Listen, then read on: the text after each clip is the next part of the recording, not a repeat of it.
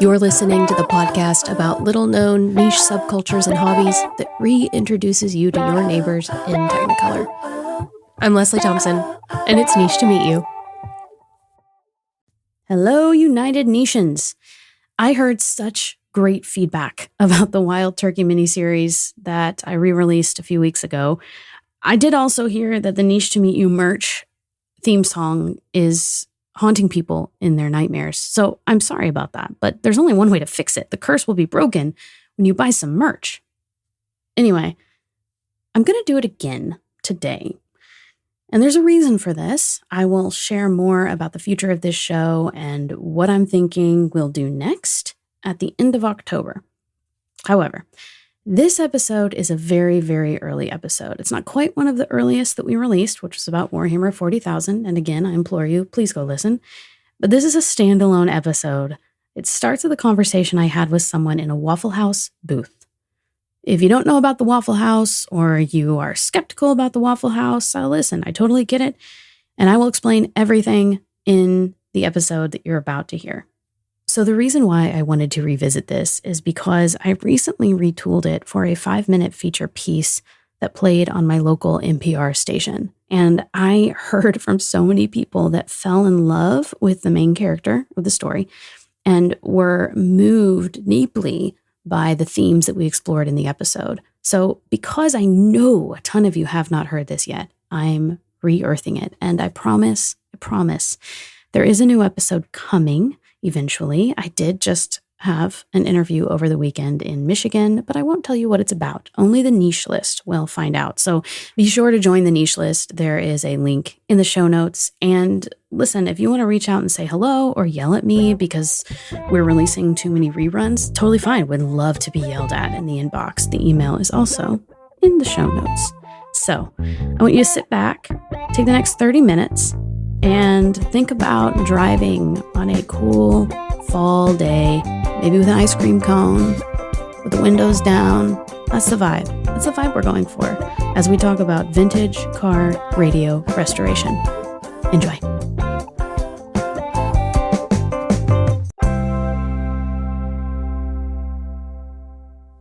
The Waffle House is one of the great Southern traditions.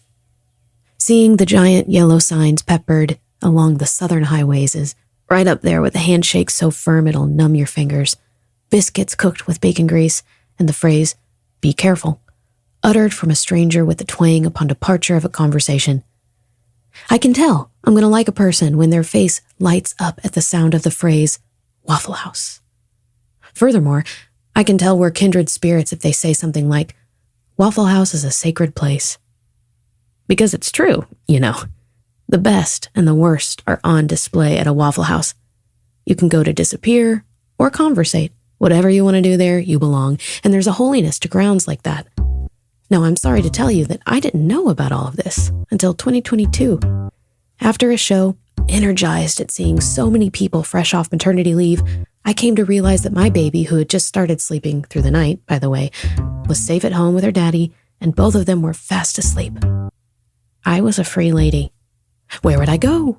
What would I do? How could I change the world? A friend suggested Waffle House. Now, I'm a northern girl by raising, and I had never been to a Waffle House, but I was in just the mood to try it. A world was indeed changed that night, and it turns out it was my own. I've gone to the Waffle House weekly since then, and I even joke that I hold office hours on Wednesday mornings at my local house. Sometimes I find a booth in the corner to read or write or do nothing at all. But sometimes I belly up to the bar with the local breakfast crew and make myself available for conversation. One such morning, I met a man named Rick Blankenship. Now, I'd seen him many times before, but this particular morning, I'd been stuck at home for several days on end to meet an editing deadline. I was an extrovert, starved for conversation, and Rick had prepared a feast for me. I learned that Rick is a highly sought-after vintage car radio restorer. Now, I assumed that this meant he outfitted old cars with new tech, but this is only partially correct. The full breadth of his work is much more complex and requires far more creativity than I could have even imagined. It it required another conversation on a Wednesday morning at the Waffle House. And this time, you're joining us for it. So wrap your hands around the ceramic mug, take a sip of the slightly watered-down coffee, breathe in the butter-saturated air, and let our favorite waitress take care of you as we learn about vintage radio restoration from my friend, Rick Blankenship. We're going to order something, Lisa. Rick and I found a booth tucked away in the back, right next to the bathroom hallway. We get our order put in with Lisa, and I ask Rick what exactly vintage radio restoration is, anyway. Like, how would he describe it to someone who had never heard of such a thing, like me? Well, years ago, back in the 60s, 70s, you know, everybody had old cars and 60 mile, 70 mile cars, and then all of a sudden the cassette deck come in. So everybody's taking out their old radios, putting cassette decks in. Then CD changers and CD deck. Well, now it's become a big industry. They're buying these old cars and they want the original radio back in. So they don't even necessarily have the radio. Right. That's a really interesting point that I hadn't thought about. This is a modern hobby because cars have only been around for 100 years. Yeah. Back in the day when people were teenagers in the 50s, you know, that's what they done. They fixed them up, you know, Travolta, what's that, singing song he was in that movie? Olivia Newton-John. Oh, Grease Lightning. Them cars fixed up, that's when basically it really the come 50s, around. right. Yeah. While some hobbies and niche subcultures have basically always existed, so many of them are a product of modern times. Something that's risen out of technological advancement. And that's the case for vintage radio restoration. It's arisen entirely out of the idea that we're bringing something back to its original state that was once thought of as irrelevant. Whereas the teenagers singing Greased Lightning on top of an old car had visions of decking it out with new tech, folks with the money to support their love of old cars are now putting the original radios back in, but with modern advancements. If you own a vintage car and you dream of it, we can build it. So now you can take a original radio and still keep it like it always was, but add Bluetooth, whatever you want in it. So you could have a presumably 1950s car that's connecting to your phone. Yep. And playing just off of your phone? Yep. And the radio still works like it always did.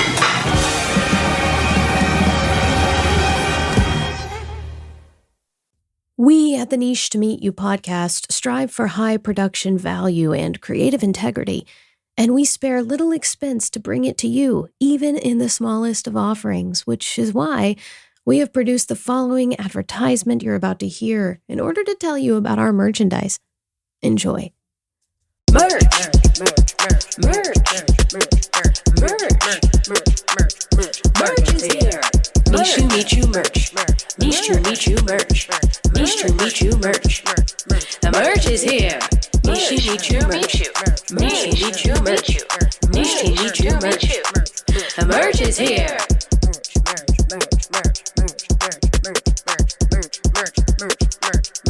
Merch is here. Find a link to merchandise in the show notes. For some of us, including Rick, cars are a part of our personality. I've had trucks all my life. I don't know, it is really part of what you are. What kind of car guy would you say you are? I ain't gonna lie, I got Volkswagen, but I'm a Ford truck man. I've always had Ford trucks. But when I was a teenager, that's all we had. We used to go four-wheeling and four-wheel drives, play in the mud, you know. There's an endearing quality about folks who use their cars as an extension of their expression of themselves. Not just the color, but the specific make and model can signal belonging to a group of folks. It's the kind of thing that invites secret hand gestures on the road as nods of approval to other people driving the same car. It's a belonging that signifies shared experience and knowledge and even shared wardrobe. So in your classic Ford F-150 moment, what is looking the part looking like? Your bibs. You would have to ask it. That's exactly right. That's it. You are. So would someone come along and say that's a F-150 guy? Yeah. And they see me, they go, yeah, he's from Tennessee. Okay. Rick grew up in our town. He remembered when this Waffle House was nothing but a sinkhole. He told me he was on the road for a long time. And around here, that means he was in a band. What'd you play? I was a drummer. How'd you start that? Well, back when I was a kid, my brother had a drum set. I lived in Nashville at that time. I wasn't even in school. So when he'd go to school, I'd sneak up to his room and play drums. That's how I got started. And I was playing to Herb Alford and the Tijuana Brass record. His band played everywhere in North America, from the Yukon in Canada all the way down to Florida. But it wasn't a good environment for him. You run into some good clubs, but you play a lot of bad clubs. It was not a very healthy for a young boy. How old were you when you I started? was in the 20s, and you learn real quick this is not what you want to do. So then you landed in vintage radio. I actually worked for DuPont for 21 years, but during that time I would do odd and end radios, just tinkering with it, and it just went. Was it a sort of thing once you decided you were going to do it, it just went out the roof, yeah. Wow. He quickly connected with a new company, developing technology for restoring old radios to their original casings and dashes, but outfitting them with modern tech with an app run through Bluetooth. Rick showed me this setup in context when I met him at a local swap meet run by an auto club. If you've never heard of them, swap meets are like flea markets, and this one had a lot of car parts. Outside, there were lines of old cars for sale. It was a huge ordeal. When I arrived, Rick was talking to a guy who needed a radio for his 1949 Willys Jeep. Round front. Yeah, it's a little oval, top and bottom straight on the side. So, I got some. Oh, they ain't cheap. Oh, I know that. They're hard to find. Well, give me a guess. I know. Well, the radio's gonna run you about $250, and then whatever conversion you want. So your basic is gonna run you $550 plus the radio. You can add Bluetooth, or you can do the full thing plus the radio. About $1,000. At the booth were several vintage radios displayed beautifully, one of which was outfitted with that $1,000 price tag tech. And that's happening on your phone. See, I can change the sound just by turning it on. That right there. Yeah. Now I can actually go to my app. Gonna connect up. Oh yeah, to the Ford truck. There you go. Yeah. Now I've got tells me what I'm playing, where I'm at. Yeah. I can go here. After seeing his work in action, Rick walked me around the tables, weaving through two buildings, ultimately to see the old cars where radios like these end up. Do people ever buy an old car and then come to you? Mm-hmm. Too many of them. Sometimes I think they're buying old cars just so I get the radio. I don't know how many times they walk up and go, I just bought this old car. Right from over here. Yeah. And they come straight to you. From straight to me. I'm going to take the radio out and bring it over here. Okay. And they ain't even got the car running. He's an award-winning restorer. His wait list is backed up for months. He told me he shipped radios to Germany, France, Switzerland, even Iran. He buys old radios at these swap meets and holds on to them in case someone else needs them in the future. Like the guy asking about the Jeep radio. Rick has 2 of them. I try to buy up something because that's rare, so I know I will make money on it. So you're actively looking for things Yes. to fill in case something comes through. Yep, that's people won't build them back. They That's want right. the original radio, Right. and that's what I do. Enter Rick Yeah. Blankenship with R&D Vintage Radio. It's a lot of work. Yes. It's a ton of work. Well, it's a multidisciplined kind of work. Yeah, well, you got to know what you're doing for one thing, and a lot of people don't. I'm dumb enough. Somebody tell me I can't do it, I do it. Don't tell a redneck he can't do this or that. That's what happens. Hey, so I am literally pulling my phone up right now, putting in my password. You can't know what it is. And I'm going to open up the 1440 Daily Digest email that came in my inbox this morning. Here are the 3 things you need to know. Florida vaccine mandate. There are 3 small paragraphs about it. Venezuelan drug gang. Again, 3 small paragraphs. And then Polymarket returns. I don't even know what Polymarket is, but it's coming back, and it was really helpful to read about it, along with the other 2 things I should know. So not only is there that, but then I'm going to scroll down And there's an entire section called Etc. The top article is where Powerball winners could win the most or least.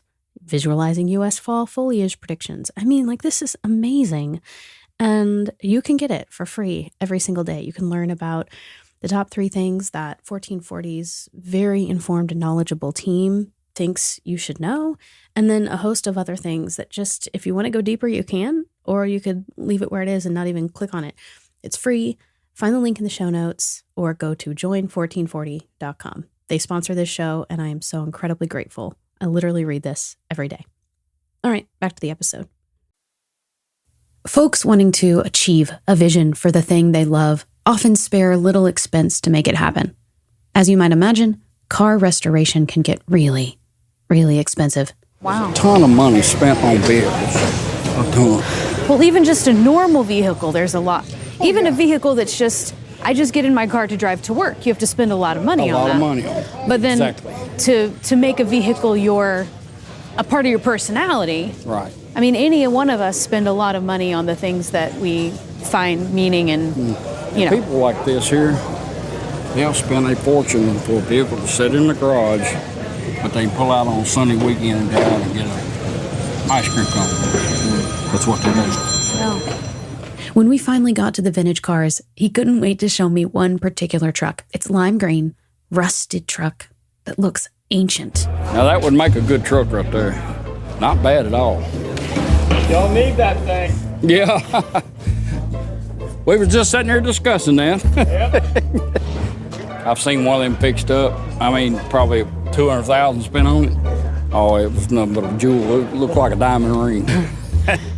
Sitting in that Waffle House booth, Rick wove the thread for me of the why behind the expensive undertaking of such an endeavor, like fixing up these old cars and attaching yourself to a car and playing these parts, and even throwing money into the restoration for the point of competition. You get a lot of people that's really competitive. Me, I ain't worried about no $5 trophy. Some people go crazy. Really care. Yeah. These guys are spending tons of money on the car, having what they want. If they got that kind of money, it's no option. This is what I want. But for all this talk of money and cars and parts, it's all pointing to expression, an outward showing of an inner life. The cars themselves boast a certain artistry that Rick brings back to life. If you look at a lot of dashes, that's art. That's when they made art. 49 Chrysler, the radio is the whole dash. It's solid chrome, it's art, everything. It ain't like nowadays, black plastic. So do you consider yourself an artist? In a way, because I'll take some that look pretty rough, and I'll spend more time making it look like it's supposed to than I do putting electronics on it. Like you're an art restoration. That way, yeah. Yeah. Rick has a YouTube channel where he showcases these radios. He does full walkthroughs of the features with the camera fixed on the radio itself. Rick on the other side of the camera, the artist displaying his handiwork. Got a 1933 Plymouth. This car here was outfitted with a silver tone radio. 6-volt positive ground. There's value in restoring a thing to beauty when it's been stripped away or covered up. In a literal way, fine art restorers painstakingly remove the dirt and dust that have collected over decades. And Rick restores what's been replaced by less than beautiful tech over the years. I think they're neat. This used to be chrome with red, and the chrome was just eat plumb off, so we basically sandblasted and painted. And I think he's got somebody that's got a more steadier hand than I do to put the red back in it where it says silver tone. But that's it's a 1933 Plymouth, which is unreal. Now all this stuff was eat out, so we had to redo everything in there. In all our efforts to make quote-unquote better things, more effective things, more flashy things, we may have found ourselves losing the point altogether. The improvements provide convenience, but at what cost? What's been lost while we chase efficiency? In this case, that of vintage car radios, there's a balance. And Rick strikes it by finding and restoring what was lost while maintaining the wonder of having your favorite song playing through the original piece of art on the dash. It takes vision to accomplish a thing like that, like seeing a rusted out green truck and meeting it with awe. When I look at that, I think that's a busted old car. But you see something different. You have to picture it, yeah. And that becomes spending time in the car industry, what you're seeing. Well, I'll go do these big F100 shows, and I'll see one of them sitting out there completely redone, and I mean, you're like, oh man. You see what it could be. You see the Be, potential yeah. instead of If you what's had the actually money in and front the of you. time. Well, yeah. Money and time are precious for all of us. In fact, one of the key reasons automakers moved away from making these classic, beautiful, artistic radio dashes was to save money and time, to serve efficiency and functionality rather than aesthetics. But for Rick and others like him, life isn't just about saving time and money. It's about spending them on things you enjoy. Time flies when you're having fun. Yeah. And I really enjoy building. Yeah. I mean, I had to be out there 7 days a week. That's right. And then you're at Waffle House every morning. I come by here to drink my coffee and eat my breakfast, and then I go shop. And then, on a Sunday afternoon, Rick will don his bibs, get an ice cream cone, and take his Ford F-150 out for a gentle drive on the country roads. Maybe even with some Herb Alpert playing his accompaniment.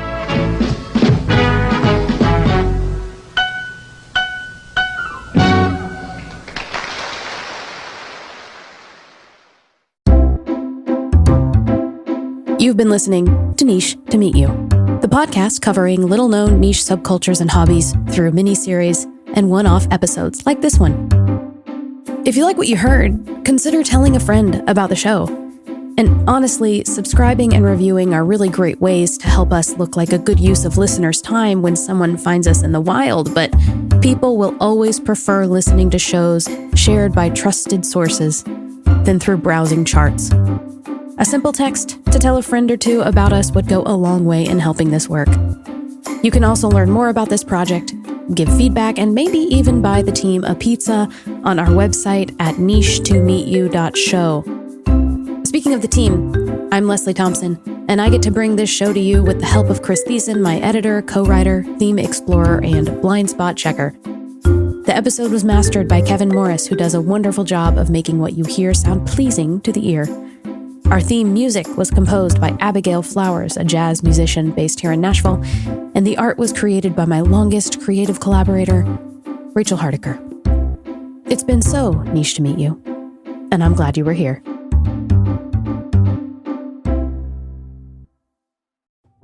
I hope you enjoyed this episode, my new niche buddy.